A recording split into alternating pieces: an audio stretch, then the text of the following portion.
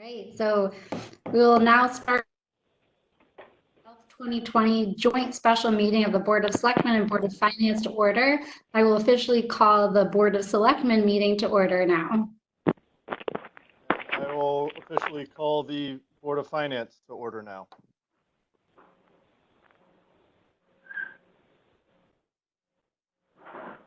Strunk, are you? June, do you want to? Yes, I'm here. I just unmuted. I'm here. Wonderful. And Deb Downey, are you? Yep. Debbie Downey's here. All right, Tim, over to you. Yes, I'm here. Okay, for Board of Finance, myself, Tim O'Brien is on. Glenn Frischman, are you on? Here. Mike Fauerbach? Mike Fauerbach's here. Lynn Young? I'm here. Bob Stachin? Deb Norman? I'm here. And Dave Motherway? Present. And we also have Director Sullivan, you're on, correct? So Jim, maybe not. Bill Senior, you're on though, correct? Yep, I'm here. Okay. Yes, and I can see. Turn it back over to you. Okay, I can see Jim's on, so he might just be having trouble at meeting. No, so thank you all. I think this will be a short meeting. We'll move into the formality. I thought I would start just by sharing some reflections on the budget cycle this year. So maybe just to start, we knew going into this budget cycle that we were going to have to be fiscally prudent. We would no longer be able to use as much as we have in the past from our reserve fund to help offset expenses. We also understood that the infrastructure needs from our sewer treatment plants were escalating at a faster pace than expected, and that the state of Connecticut had limited ability to provide Stonington with financial support. These are all the known challenges. Today, there is much uncertainty about how COVID-19 will impact our community in the short and longer term. The budget established for the 2020-2021 is our best attempt to meet both the known and unknown needs of our community. The budget that was first shared during the virtual public hearing represented what most of us at the time thought was the most balanced budget we could offer taxpayers while still providing the services we've all come to expect. There were already difficult cuts ranging from improvements aimed at investing in to long infrastructure improvements. It became clear even those Board of Finance's final deliberations on the budget, the governor's office released a report showing that from March 13th to April 15th, 2020, the Connecticut Department of Labor received more than 350,000 unemployment applications, nearly the same amount that it typically receives over a 2-year period. And this number did not include anyone who was self-employed, as the state system was still not ready to receive those unemployment applications. As part of this, the decision by the Board of an additional 100,000 has been received, some understandable questions and concern by some. I wanted to bring a former member of the Board of Finance and a parent to 3 young children who either are or will soon be going to Stonington Public Schools. As a community, Stonington has and will continue to support our schools. Last year, education spending, not including past bonding or SIP items, represented 51% of our total budget. And this year, even with the cuts, it represents 52%.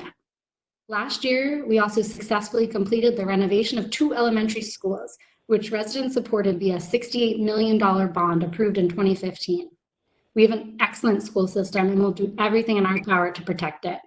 It may seem contrary to some, but I believe the reduction put forward by the Board of Finance is an important step towards protecting our students and the staff that make up our school system and make it what it is. The economic uncertainty for our town and state will undoubtedly cause many challenges. However, being prepared to proactively address these challenges is one of the best forms of defense. If the economic impact is not as bad as predicted, I trust and have gotten assurances that the Board of Finance will return the funds from the escrow account to the school account. If it is bad or worse than we are expecting, we are in a better place for having started our planning ahead of time. Accepting the spirit and intent of the escrow requires mutual trust, demonstrating good faith actions by all parties that trust. working on building the trust for everyone's benefit, and I hope and expect we will achieve it. We often hear that people want fiscally prudent governments. However, when faced with the reality of what cuts will need to take place, it can be extremely challenging. This is understandable, as we are passionate and advocate for what we believe in. It can also be very challenging to accept budget reductions. Worthwhile projects are not funded, useful infrastructure is not replaced, and even investments in education have to be curtailed. Yet today, more than ever before in our recent history, we have to face the challenges put before us as a community. The budget being put forward right now was made possible thanks to the diligent work of various boards, commissions, nonprofits, and staff. It's extremely challenging and natural tensions arose, yet to me, the collaboration, dedication, and compassion displayed by so many throughout the entire budget process was also inspiring. In closing, I know we are a resilient and creative community, and we'll get through this time stronger together. I'd want to thank all of our current and former community volunteers, staff, elected officials for their dedicated service to the community. I almost certainly promise to never speak that long again in a meeting. So with that, we'll move to the formality. In accordance with Governor Ned Lamont's Executive Order 7B, 7I, and 7H8, which outline the rules that we are now going through, we are required to deem the budget-making authority to adopt a budget for July 1st, 2020 through June 30th, 2021 fiscal year, and to set a mill rate and to suspend any requirements for a vote on such budget or mill rates by residents, electors, or property owners, including but not limited to any vote by annual town meeting or referendum. So with that, I'd like to ask the Board of Selectmen for a motion in accordance with Governor Lamont's executive orders to authorize the Board of Finance to adopt the fiscal year 2021 mill rate and budget. Do I hear a motion? This is Deb Downey, so moved. Do I hear a second? This is June Strunk. I second the motion. Any discussion? Hearing none, all those in favor? Aye. Strunk, aye. Deb Downey, aye. Daniel Cheesebro, aye. The motion carries. Thank you. So now over to Tim and the Board of Finance. I had to make sure I wasn't muted still. All right. Now that we have from the Board of Selectmen, in accordance with the governor's executive orders, we have been tasked to approve the budget that was submitted, set the mill rate as the authority here. Can I get a motion to approve the general government number of 23,625,749, education of 37,401,100, debt service of 8,082,815, capital improvement of 2,438,631, for a total of $71,548,295 and an effective mill rate of 23.36. This is Bob Satchin, so moved. Thank you, Bob. Can I get a second? Deb Norman, second. Bob with a motion, Deb Norman with a second. All in favor, please say aye. Aye. Anyone opposed, please identify yourself to the board and state your opposition. Hearing none, the motion unanimously passes.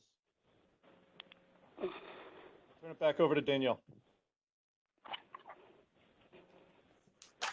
And okay, I think I'm not muted anymore. So if nothing further, then I think we can adjourn. So the Board of Selectmen portion of the meeting is officially adjourned. Board of Finance, can I get a motion to adjourn? So moved. Glenn Frischman.